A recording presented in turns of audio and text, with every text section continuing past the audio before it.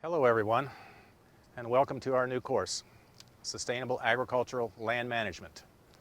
This course is going to be about sustainable production practices for agricultural food production, how farmers produce food economically and make money, and also do it in a way that protects the environment. I'm George Hockmuth. I'm a faculty member in the Soil and Water Sciences Department here at the University of Florida, and we're coming to you from the campus of the University of Florida in Gainesville. As I travel around this state and around this country, I notice a bumper sticker on the trucks of farmers. It says that farmers feed the world. This is so very true.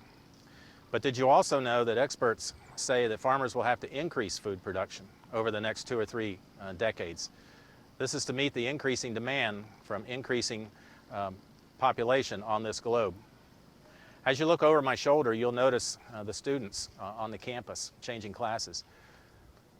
They're part of the younger generation around the world that will be faced with important decisions about food production, about issues and policies, and also about practices that farmers will use to produce food in a sustainable way. I grew up on a commercial vegetable farm in this country, and I've watched my family grow vegetables, trying to make the farm profitable, dealing with weather vagaries and market problems. But I've also watched them adopt new production practices that allow them to be more efficient in vegetable production, and also production practices like soil conservation that we'll learn about in this course to protect the river that ran through our farm. Agriculture has changed tremendously over the last several decades. And if we look at it on a day-to-day or a week-to-week basis, we may not see great change. But I can tell you that over a career, there has been tremendous changes in agriculture, in the way they produce more efficiently, and also in the production practices that they've adopted to protect the environment. Through this career, I've spent a lot of time working with our farmers, particularly here in Florida, but in other states, to help develop what we call now best management practices that help farmers adopt production practices, particularly with fertilizer and water management, that help them become more efficient and protect the environment. Much of this information has been put into extension education programs to help teach farmers these best management practices. I've used the information that my colleagues have developed at the University of Florida through their research, and also colleagues all over this country and around the world in the courses that I teach. So I bring this information that's science-based into our courses to focus on agricultural production systems and how we can make them more profitable, but also more protective of the environment. Your course is one such course where we've taken information from this state, this country, and also even around the world, and brought it together, and hopefully you'll benefit from this course. I'm hoping that everyone will at least have some small benefit and take home information from this course that will benefit you if you're a farmer, or whether you're someone who helps farmers. In our course, we're going to start out with some big picture topics. For example, we'll look at some water quality issues around this country and also around the world. And we'll look at some aspects, farming systems, where farmers are trying to address farming practices to make their practices more environmentally friendly. We'll talk a little bit about regulations that we use in this country to address water quality issues. And we'll look a little bit specifically about how agriculture fits into this whole regulation arena. We'll go from there to looking more specifically about some aspects pertaining to production systems. We'll talk a little bit about soils and how they impact our farming practices and also environmental protection. We'll talk about nutrient management on farms. We'll talk about fates and flows, inputs and outputs of nutrients on our farms. If you haven't already been introduced, I'll introduce you to the concept of a nutrient budget or a nutrient mass balance on farms. And we'll talk about how we can actually take a look at the quantity of nutrients that are coming and going in a farming system, and pinpoint parts in that fate and flow where we can apply best management practices. We'll take a look at specific fertilization management. We'll also take a look at specific water management and irrigation practices. And we'll try to bring all of this together at the end to talk about where we've come from and how we're progressing towards sustainability for agriculture. I also want to introduce you, if you haven't already, to the term triple bottom line.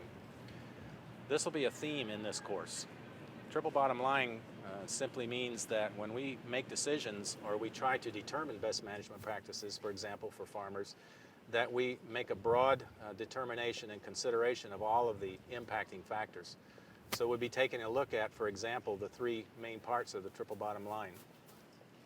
What society determines or desires for agriculture production systems, how the farmers need to produce crops and be economical, make a profit, and also the practices that we use on farms to make sure that the food is produced in an environmentally friendly way.